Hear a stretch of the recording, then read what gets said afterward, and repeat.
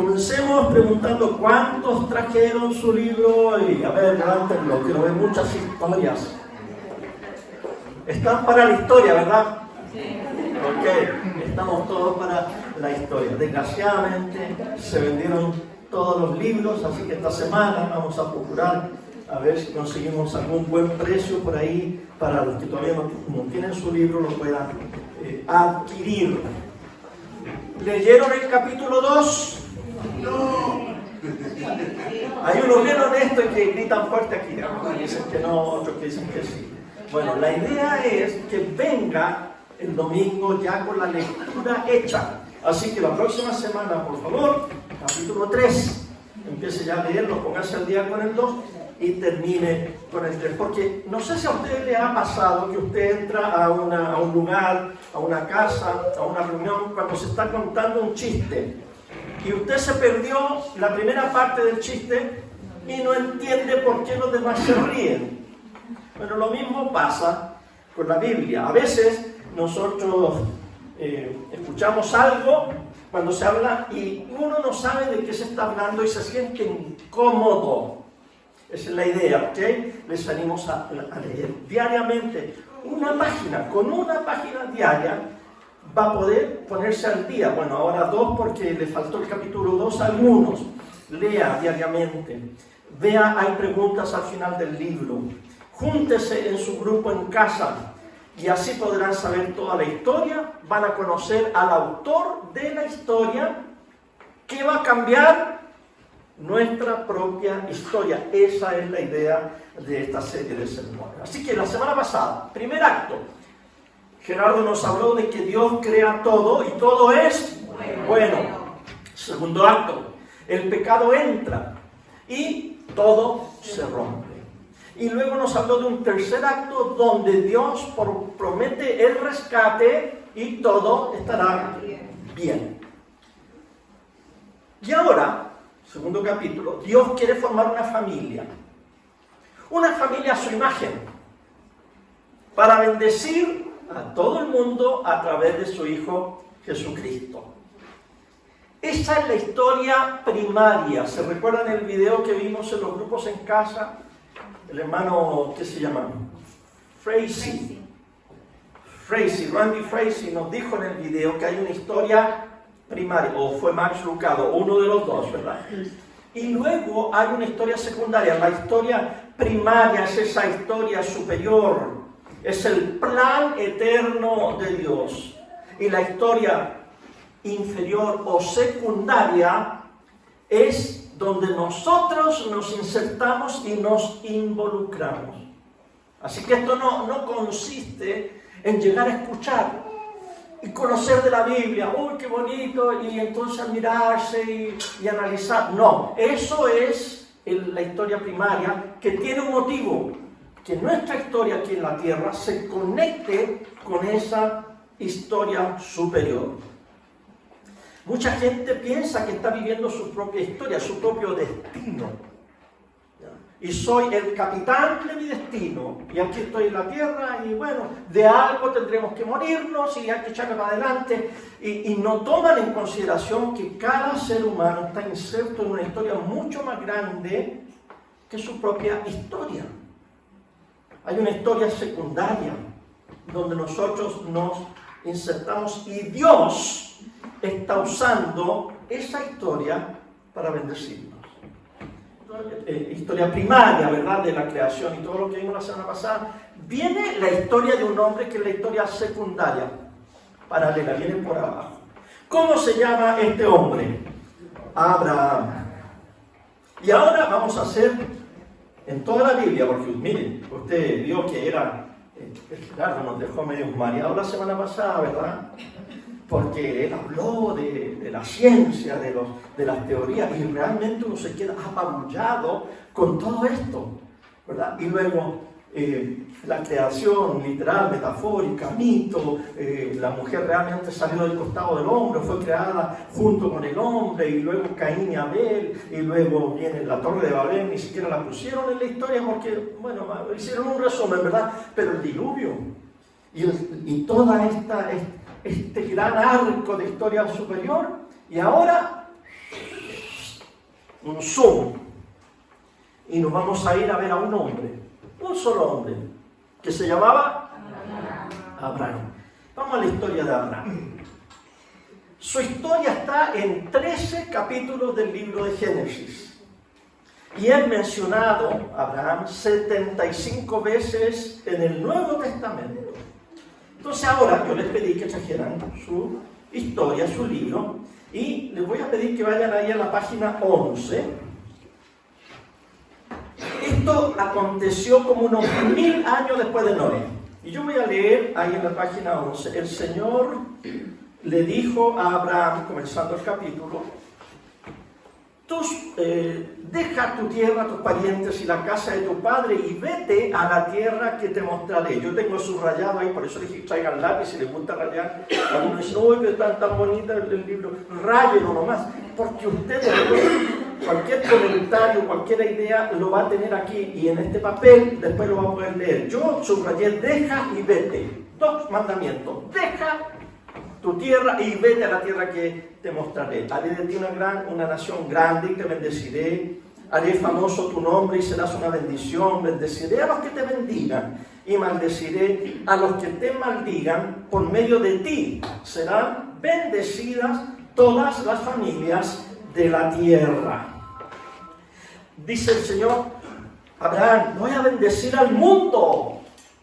Y Abraham habrá dicho, qué bueno, que eso es muy lindo, Señor. Sí, pero lo voy a bendecir a través de ti. Y ahí quedó como yo, anonadado, ¿se fijan? Se quedó anonadado, boquiabierto y patidifuso, o sea, Señor, tú a través de mí. Sí, Abraham, a través de ti. Ahora, pareciera ridículo que Dios quisiera comenzar una historia y una influencia tan grande en el mundo con un viejo jubilado. No voy a pedir que levanten la mano los viejos jubilados que hay aquí, pero identifíquense con Abraham. Viene además de una familia constructora o creadora de ídolos babilónicos. Esta es una lección para nosotros, ¿verdad? En el sentido de que la familia de Abraham es una familia rara. A veces no te has preguntado, ¿por qué Dios me hizo nacer en una familia tan rara? Si no, pregúnteme a mí si yo creo que su familia es rara o no. Bueno, aquí hay un caso, el caso de Abraham. Tenía 75 años y su esposa Sarai tenía 65 y además Sarai era estéril. Y el Señor le dice, mira las estrellas del cielo, cuéntalas si puedes. Y Abraham dijo, no, porque me salen verrugas. Entonces dijo el Señor, así será tu descendencia. Es para la risa, ¿verdad? Señor, descendencia con esta pareja, todos canosos. Y Dios decide construir un pueblo con 2 jubilados de familias idólatras para comenzar una familia de fe. Dígame usted si eso no es algo bonito, raro, asombroso. ¿Por qué? Por esto, porque Dios tiene el hábito de usar a la gente más rara e incapaz. Bueno, pero digan amén. Amén. O no quieren que Dios los use a ustedes, gente rara e incapaz. Amén, yo quiero que Dios me use. Les voy a dar ejemplo. Jacob era tramposo, Lea era fea, Moisés era tartamudo, Gedeón era un miedoso, Sansón era mujeriego y arrogante, Rahab era prostituta, David adulteró y mató, Elías era depresivo y con tendencias suicidas, Jeremías era un llorón, Jonás le decía no a Dios. Dios usa a las personas más raras e incapaces. Noemí era una viuda sin poder ni influencia. María era una adolescente. Juan el Bautista, un gallo raro que vivía en el desierto. La mujer samaritana, ¿para qué les digo? ¿Verdad? Ustedes ya la conocen. Marta, obsesiva. Zaqueo, compulsivo. Pedro, impulsivo. Dios usa a las personas ordinarias para hacer cosas extraordinarias. ¡Gloria a Dios! Amén. Amén. A propósito, Dios no usa a los grandes, a los cachetones, a los orgullosos. Él los resiste y Él da gracia a los humildes. Si piensas que no estás capacitado para Dios, considera estos ejemplos. Si piensas que tu historia está llena de errores, escucha la voz correcta de Dios. No escuches la voz de la serpiente mentirosa que engañó a Eva, que te dice que no puedes. Tú sí puedes. Ah, pero estoy muy viejo. Otro dirá, pero que estoy muy joven. No, es que soy divorciado. Es que tengo un problema financiero. Es que tengo debilidades sexuales. Es que tengo adicciones. Si tú eres una persona común y corriente, eres la persona más adecuada a los ojos de Dios. Dios pide de ti la misma fe que le pide a Abraham, un viejo jubilado, constructor de ídolos, y de un país por allá donde Dios no era conocido. El Señor le dijo a Abraham, deja tu tierra, tus parientes y la casa de tu padre y vete a la tierra que te mostraré. Hablemos de la fe. Abraham es el padre de la fe, pero ¿por qué es el padre de la fe? Es que la fe no es un sentimiento. La fe no es una emoción. Claro que sentimos y nos emocionamos, pero la fe no son sensaciones y sentimientos bonitos. Fe es Dios que le ordenó a Abraham algo y punto. Abraham no le dijo, Señor, es que no siento. Yo no siento dejar a mi tierra, a mi parentela. O, Señor, ¿por qué no me manda una señal a ver si siento algo aquí en el estómago? O una visión. No, dice, vete.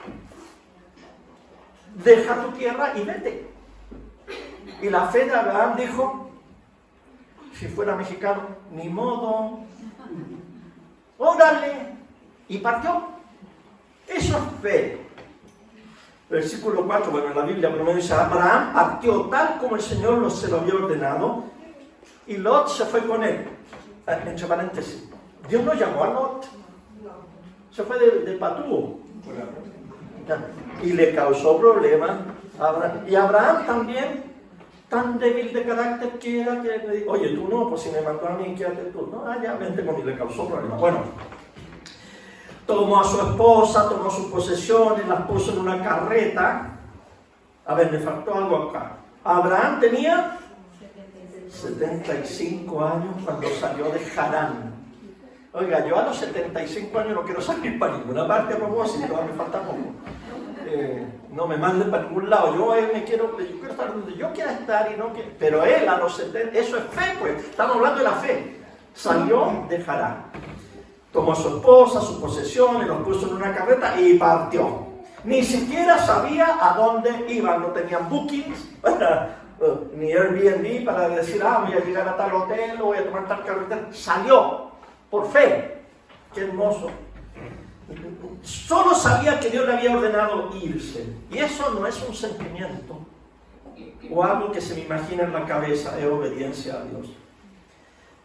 Lo curioso de la historia es que es la historia completa de la Biblia. Y si usted lo leyó esta semana, lo estábamos leyendo con la nona en la casa de mi mamá el otro día, ella lo leía y yo escuchaba y me daba cuenta que ella estaba leyendo porciones que no están en el Génesis, sino que están en el libro de Hebreos, en el capítulo ese que habla de la fe, capítulo 13, que habla en hebreo, y el autor lo saca de ahí y los pone tan magistralmente acá. Por ejemplo, este que dice así en Hebreos 11:8. Por la fe, Abraham, cuando fue llamado para ir a un lugar que más tarde recibiría como herencia, obedeció y salió sin saber a dónde iba. Dios le dijo, upa, y él dijo, chalupa, y partió. Miren esta foto, Cristina Gómez. La conocimos en California, yo la bauticé, hasta la fecha la tengo anotada, el 7 de febrero del 2010.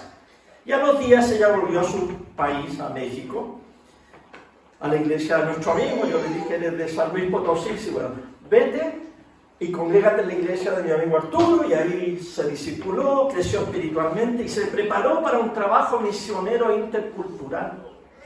Escuchó la voz de Dios que le dijo: deja tu tierra, la tierra de México, deja tu parentela y vete a la tierra que te mostraré. Y el Señor le mostró la India. Y el Señor la llevó a la India con otros misioneros. Y ahí estuvieron un tiempo. Yo la fui a ver en un viaje a la India, estuvimos ahí viendo la ciudad donde estaba. Y al tiempo fueron expulsados por el gobierno porque se dieron cuenta que estaban predicando el Evangelio no con visa de misionero, porque no les dan visa de misionero, sino como con visa de comerciante, así que para afuera, y se tuvieron que ir de allí. Volvieron a México e idearon otra manera de ir por esos lados y consiguieron visa para... Y ahora ella está predicando el Evangelio, no públicamente, porque en esos países no se puede, sino con un grupo de obreros latinos que están usando un negocio. Eso es fe, vete. Y uno dice: amén, Señor, si tú me envías, yo voy. Por lo tanto, la fe es obediencia en acción. La fe sin obras es muerta en sí misma. Y Chile necesita hombres y mujeres de fe. No de esos hombres y mujeres que cruzan los dedos. No, yo tengo fe. Mira, tómate esta agüita para el dolor de estómago, porque, mira, pero tenéis que tenerle fe. Si no te tomáis esta agüita de hierbas, como yo te digo, pero fe, eso no es fe. La fe es actuar en base al mandamiento del Señor. Y aquí en Chile necesitamos ese tipo de hombres y de mujeres que tengan fe y que actúen. Fíjense que la situación moral de nuestro país es la siguiente. El consumo de marihuana subió del 22% al 45% en los cuartos medios de nuestras liceos, y esta es antigua, estas cifras. Es decir, que la mitad de los muchachos y muchachas que están en cuarto medio, por lo menos o más, ya han fumado marihuana. Están entrando en el mundo de las drogas. Los casos de SIDA, el SIDA parecía haberse contenido, pero hoy en día la promiscuidad sexual es tan grande que el SIDA ha aumentado. Estoy hablando de Chile. Entre el año 2010 y el 2017, los casos de SIDA aumentaron en un 96%. Chile lidera en las 34 naciones de la OCDE. Somos el país que tiene más hijos nacidos fuera del matrimonio. El 72% de los niños que nacen en nuestro país nacen fuera del matrimonio. Las denuncias por violencia intrafamiliar, 83.000 casos el año antes de la pandemia. Pero en plena pandemia, en el año 2021, tuvimos 115.000 casos de violencia familiar denunciadas en los tribunales de familia. Matrimonios. En el año 2022 se casaron 70.000 parejas, el año pasado. Pero se divorciaron 43.000. Las cifras de embarazo adolescente, aquí hay buenas cifras, no, aquí yo estuve averiguando, en 10 años han bajado 70% los embarazos de adolescentes. Eso, bueno, no sé qué será, el anticonceptivo, la educación sexual, o todas las chiquillas se están convirtiendo y quieren ser vírgenes para llegar, no sé. ¿Ya? Pero aún así, lo que pasa es que aún se registran, el año, por ejemplo, 2019, 11.000 embarazos de adolescentes. Y 1.000 de esos fueron de niñas menores de 15 años. La cifra de los abortos, y aunque sea 1, 10 o 100 niños abortados, es una tragedia para nuestro país y para el mundo. Así que ese es el país en el cual estamos. Y ser cristianos radicales consiste en no ser parte de esas cifras, no aumentar esas cifras. Existimos como iglesia para ser discípulos de Cristo, Y los discípulos de Cristo tienen que ser más discípulos de Cristo, pero también tienen que ser mejores discípulos de Cristo. ¿Eres esclavo de una adicción? Obedece a la fe. ¿Estás viviendo una vida sexual fuera del plan de Dios? Que tu fe se transforme en obediencia para cambiar tu estilo de vida.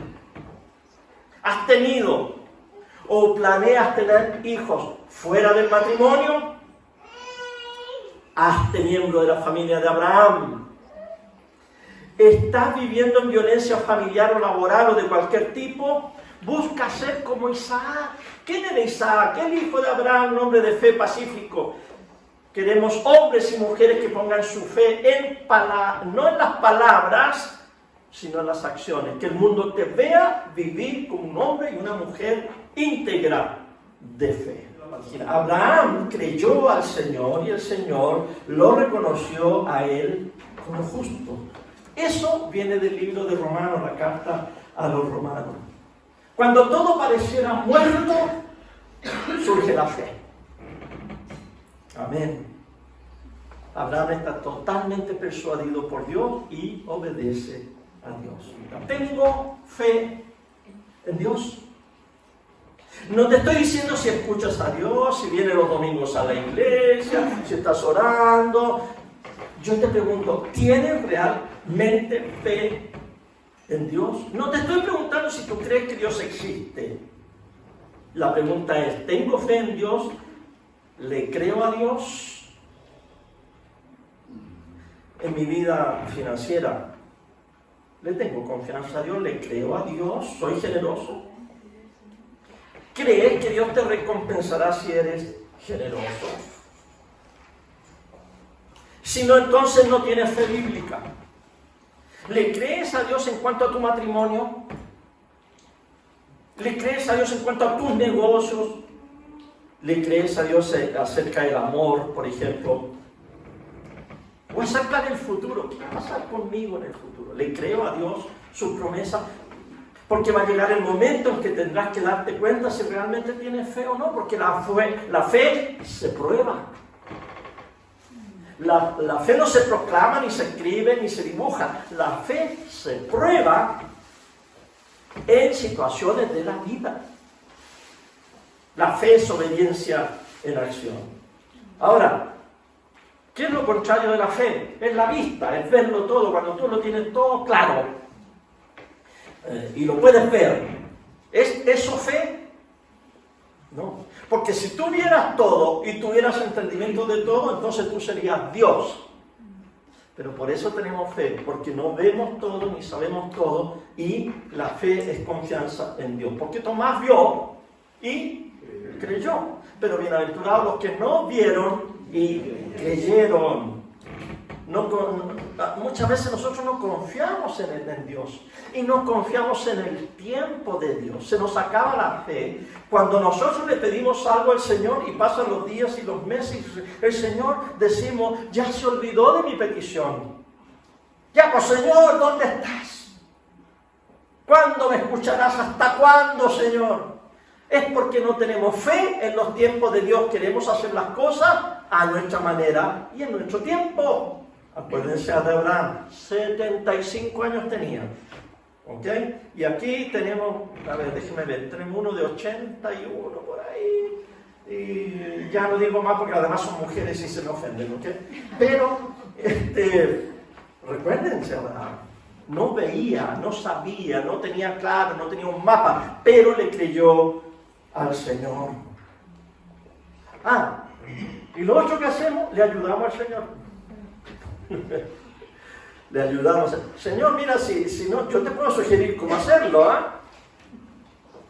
Resulta que Dios le dijo a Abraham que iba a tener un hijo, pero él miró al azar y dijo, ¿con esta preciosura de mujer? No creo, Señor, si ya no tiene el periodo, ya no pasa nada. Y conmigo tampoco, honestamente, Señor, yo creo que habrá dicho para ser justo. Entonces, ¿qué plan orden entre los dos? Aquí está Agar. la sierva. Ten un hijo con ella, y según las leyes de aquel tiempo, pensaron que de esa manera iba a ser hijo de Abraham. Y entonces Abraham y Sarai se llamaba ella, pensaron que tenían que ayudar a Dios. Entonces tenemos aquí, vimos, Sarai, la esposa de Abraham, no le había dado hijo, pero como tenía una esclava egipcia llamada Agar, Sarai le dijo a Abraham: el Señor me ha hecho estéril, por lo tanto ve y acuéstate con mi esclava Agar, tal vez por medio de ella podré tener hijos. Nada de tonto, Abraham le hizo caso a su mujer. Y fue y se acostó con su sierva, tuvo sexo con su sierva, y le vinieron puras mortificaciones, según leímos allí en la historia. En la página 14, cuando este niño nace, dice el capítulo 16, versículo 12 de Génesis: será un hombre indómito, como un asno salvaje, luchará contra todos y todos lucharán contra él, y vivirá en conflicto con todos sus hermanos. Fíjense que Ismael, ese hijo que tuvo con Agar, es el padre de los árabes, que le han dado la lucha tanto a los cristianos como a los judíos, se andan peleando por medio mundo. Ahí está el problemita que le creó Sarai a su esposo Abraham, y él dijo: ¿para qué me invitan si saben cómo me pongo? Y entonces le hizo caso a su mujer. Es mejor esperar, como el perro de la foto. Siempre es mejor esperar. Háganle caso a este perrito. Dejen que el zorrillo coma tranquilo. Este perro tiene que decir: Señor, ¿cuándo es el tiempo tuyo? Tú quédate, hermano. Es que tengo hambre, espérate. Siempre es mejor esperar, porque si te metes a pelear con el zorrillo, ¿ya?, vas a salir muy mal y hediondo. Así que hay que esperar el tiempo de Dios. Dios todo lo hace en su tiempo. Nació Isaac de Sarai, y su nombre significa risa. Es que es divertido, ¿cómo no? Cuando le dijeron, vinieron estos ángeles, ¿no?, y le dijeron a Abraham: tu esposa va a tener un hijo, y la esposa estaba dentro de una carpa, y dice que se rió de echar la cortina, le dio risa. ¿Cómo yo voy a tener una guaguita? Cuando nace el hijo le pusieron el nombre de su primera reacción: risa. Isaac significa risa, no significa para risa, no, significa risa, alegría, gozo, porque esperaron en el tiempo de Dios. Así que es divertido, es chistoso, digo yo. Un par de viejitos criando una guaguita, un bebito. Compraban la leche con la pensión garantizada universal de la jubilación. Pues vamos a comprar leche para el niño.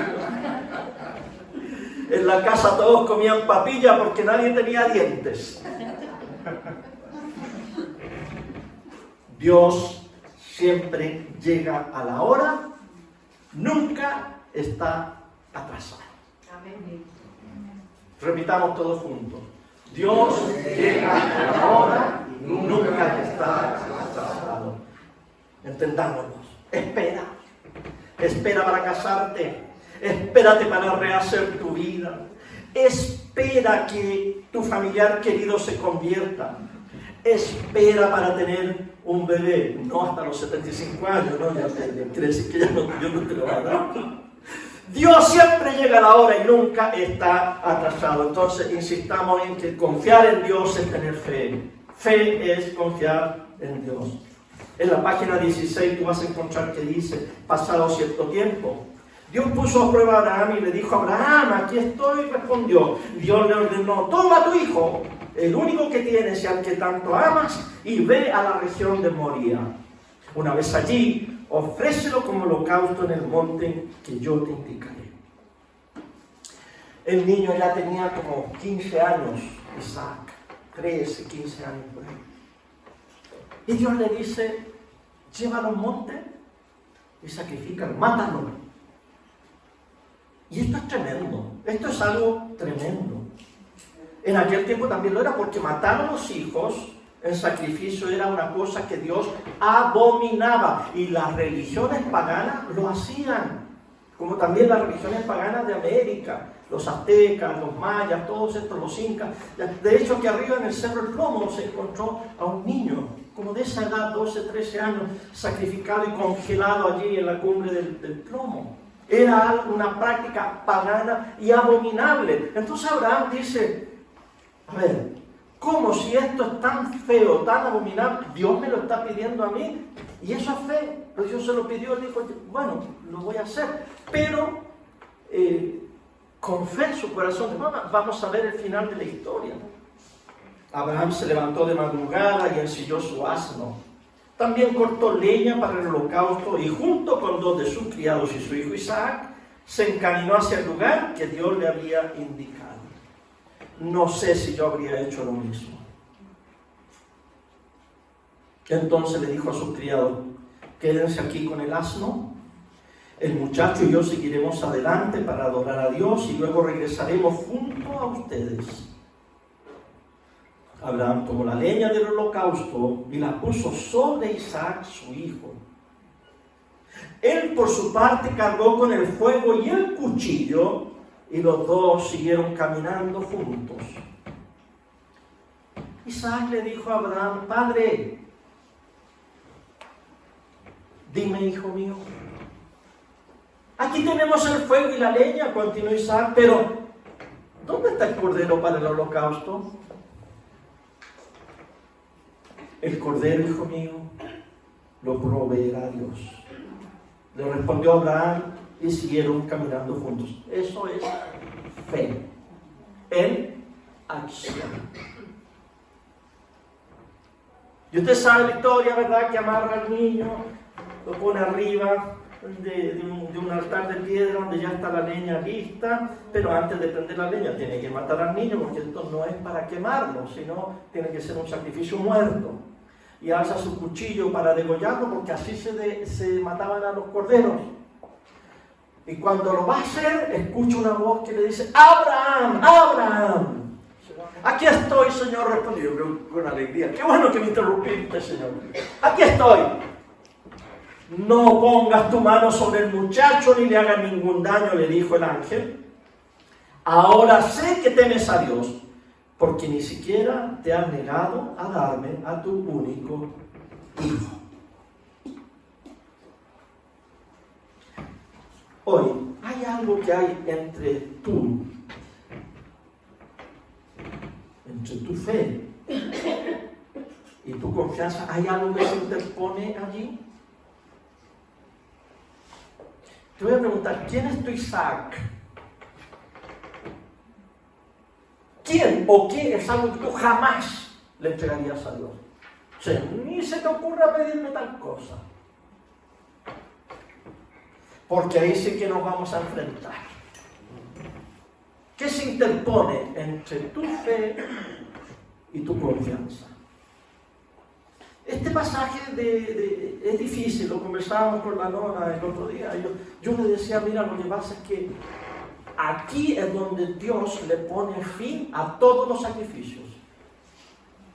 Aquí, cuando le dice a Abraham, no mates a tu hijo, él está diciendo a toda la humanidad, a todas las religiones, a todo el universo, no acepto los sacrificios humanos. Eso no es correcto.